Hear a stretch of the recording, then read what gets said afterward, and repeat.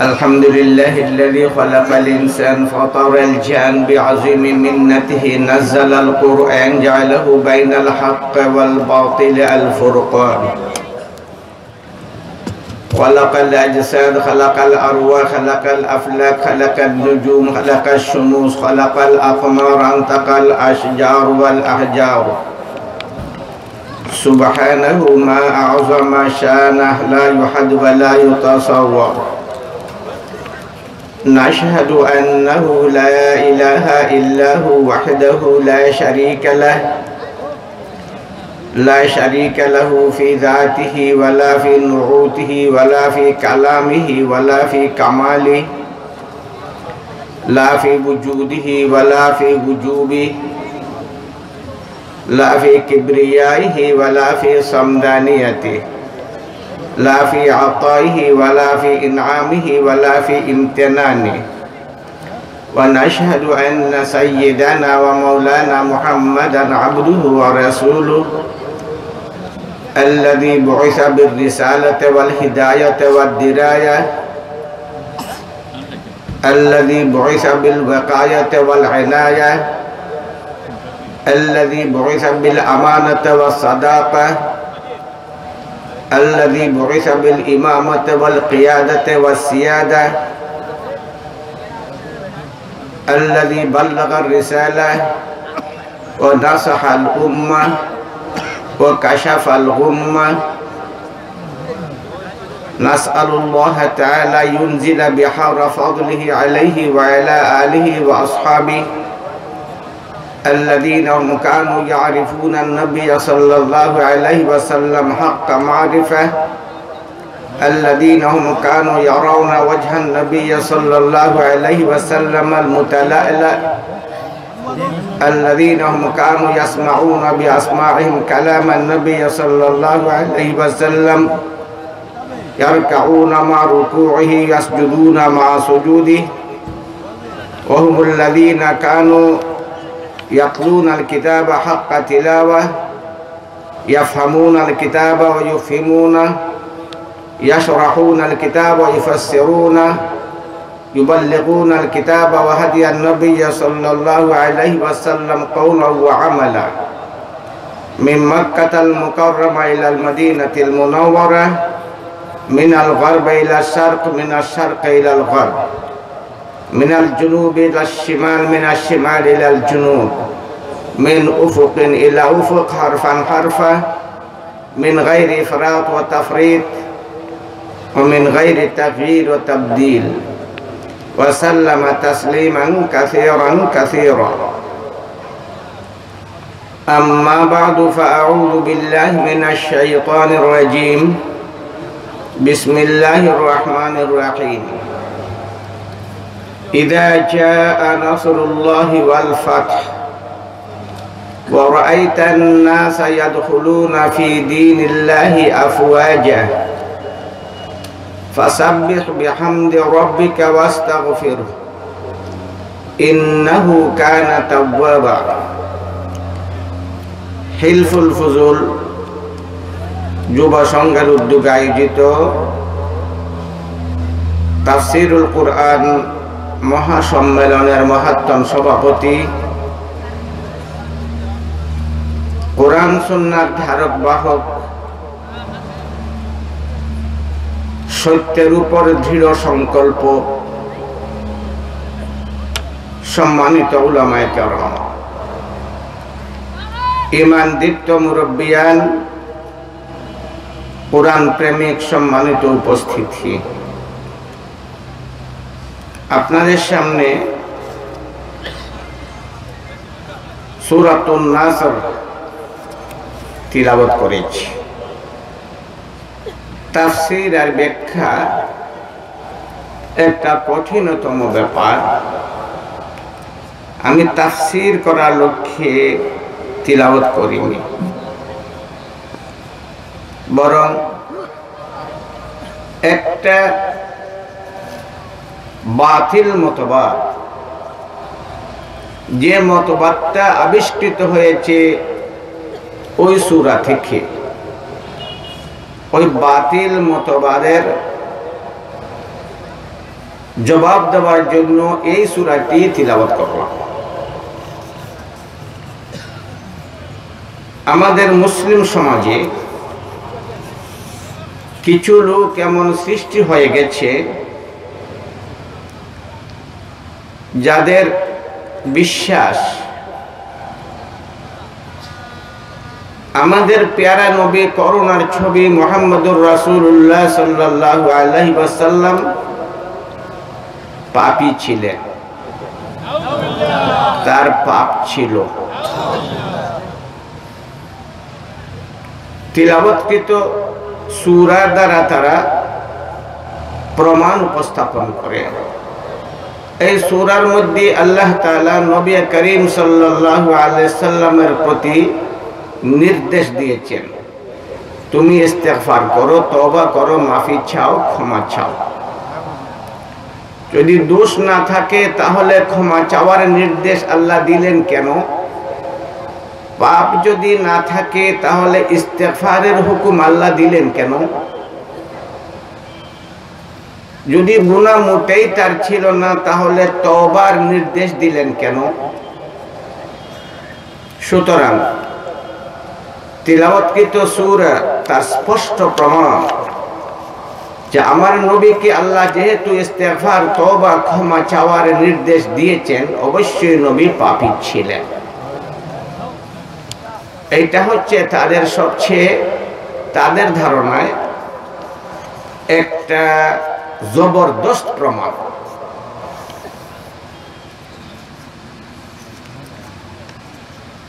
আমার বংশীপার হুজুরের ধারণায় ওইটা একটা বাতিল প্রমাণ।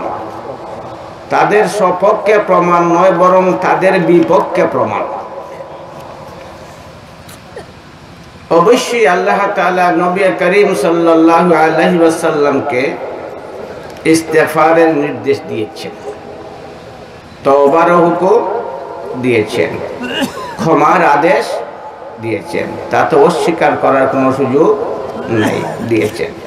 তবে আমাদের একটু চিন্তা করার প্রয়োজন। এই সূরার মধ্যে আল্লাহ তাআলা প্রথমে 3টা নিয়ামতের আলোচনা করেছেন। কয়টা নিয়ামত? কথা বলবেন। কয়টা নিয়ামত? 3টা নিয়ামত। ওই 3টা নিয়ামত বিরাট বিরাট নিয়ামত, যেগুলো আল্লাহ তাআলা তার প্রিয় নবীকে দান করেছে। প্রথম নম্বর নিয়ামত, ইজা জাআ নাসরুল্লাহ, আল্লাহর সাহায্য কমপ্লিট ভাবে এসে গেছে। নবীর প্রতি আল্লাহর নুসরত পরিপূর্ণভাবে এসে গেছে।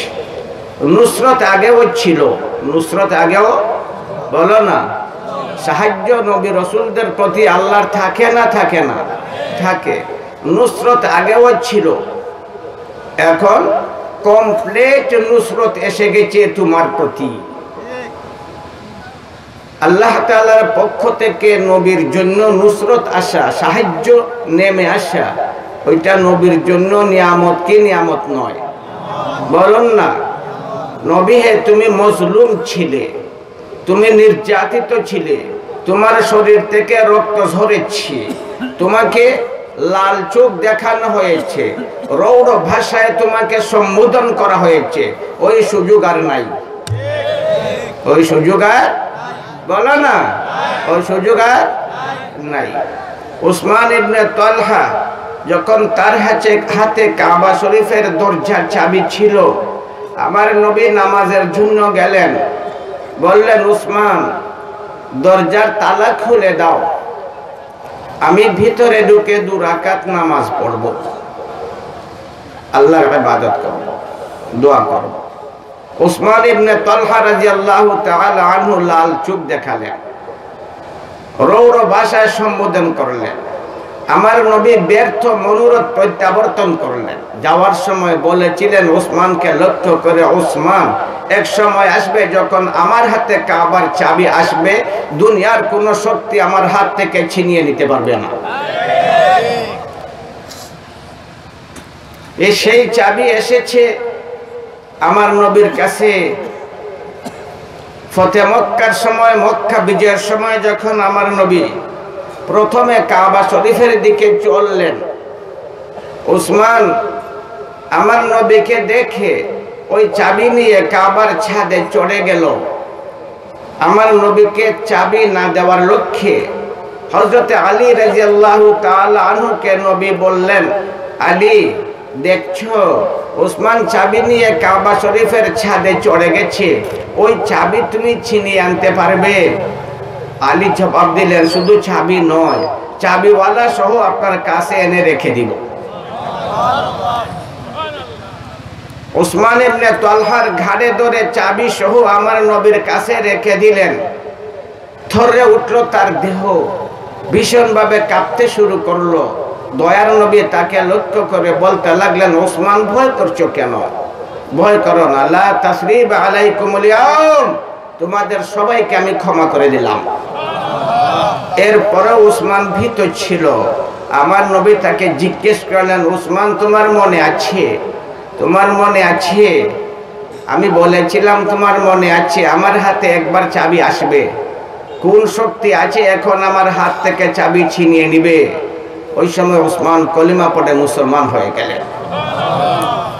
আমার নবীর প্রতি আল্লাহ তাআলার নুসরত, তার সাহায্য যখন পরিপূর্ণভাবে এসে গেল, ওইটা আমার নবীর জন্য বিরাট একটা নিয়ামত ছিল না ছিল না?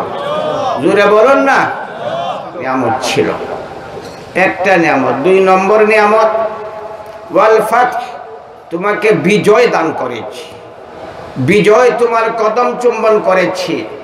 শুধু বিজয় নয়, বরং বিজয়ের ধারাবাহিকতা শুরু হয়েছে।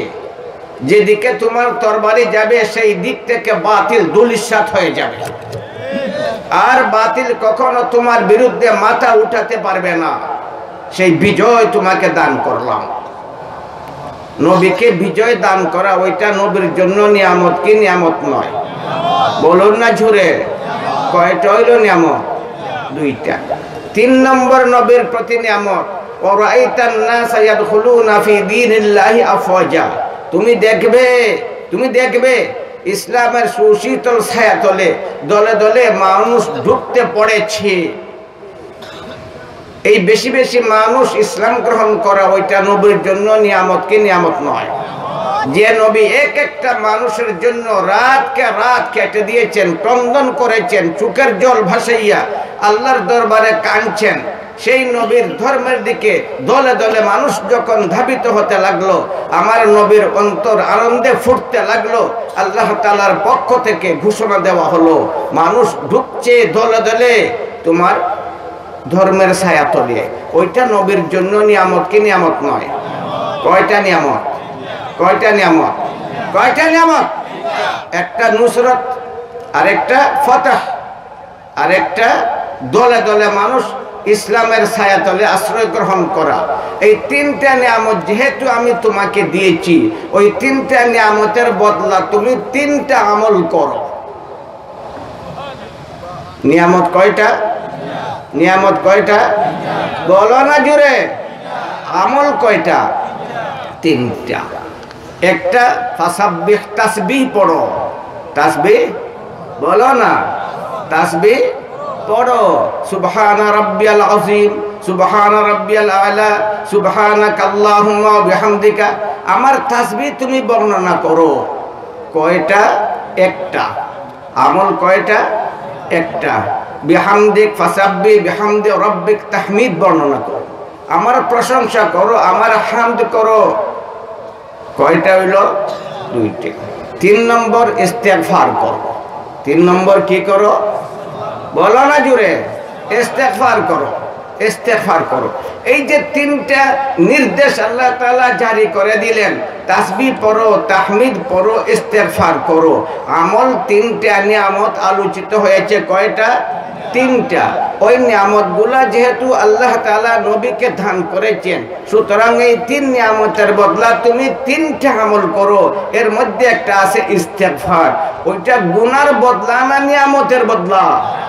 বলো না জোরে, বলো না। স্পষ্ট পরিষ্কার স্বচ্ছ। কিন্তু অন্ধরা ওই ইস্তেগফারকে গুনার বদলা মনে করে, আল্লাহ বলেন নিয়ামতের বদলা, আর অন্ধরা বলে ওইটা গুনার বদলা, আর ওইটার দ্বারা আমার নবীকে গুনাহগার সাব্যস্ত করার অপচেষ্টা করে। আমার হুজুর বসা আছেন, আমার উস্তাদের উস্তাদ বংশীপাদ হুজুর, আমার অত্যন্ত শ্রদ্ধাভাজন আল্লামা কাসতালানী রহমতুল্লাহ আলাইহি লিখেছেন, ইমাম মুসলিম রহমতুল্লাহ আলাইহি এবং ইমাম বুখারী রহমতুল্লাহ আলাইহি উভয়েই হাদিসের সাগরের ডুবুরি ছিলেন। এরা প্রত্যেকই হাদিসের এক একজন প্রশান্ত সাগর ছিলেন। সারাটা জীবন তারা হাদিসের চর্চার মধ্যে কাটিয়ে দিয়েছে। তাদের জীবনের সাধনার লক্ষ্য ছিল হাদিসের চর্চা, আর তার মধ্যেই তারা সফলতা লাভ করেছে। ইমাম মুসলিম রহমতুল্লাহ আলাইহি একবার একটা হাদিস নিয়ে ইমাম বুখারীর কাছে গেলেন। তার ধারণা ছিল ওই হাদিসটা এবং তার সনদ বা সূত্রধারা এতই সূক্ষ্ম, এতই বিশুদ্ধ, তার মধ্যে কোনো ছিদ্র নাই। সুতরাং ইমাম বুখারীর কাছে গিয়ে তিনি গর্ব সহকারে একটি হাদিস সনদ সহকারে বর্ণনা করলেন।